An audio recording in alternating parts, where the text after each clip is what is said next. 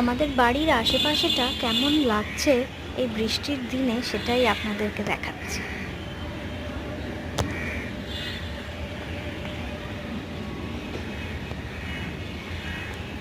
এই 3-4 দিন পর পর যা বৃষ্টি হলো, বাড়ি থেকে পুরো বেরোনোই যায়নি।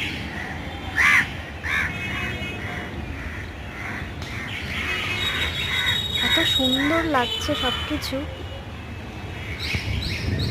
গাছপালা, ছাদ, তো ভালো লাগছে। কিন্তু আমাদের বাড়ির নিচে বিরিয়ানির একটা দোকান দেখাবো, দেখুন সেখানে কিন্তু সব সময় ভিড়, সব সময় ভিড় ছিল।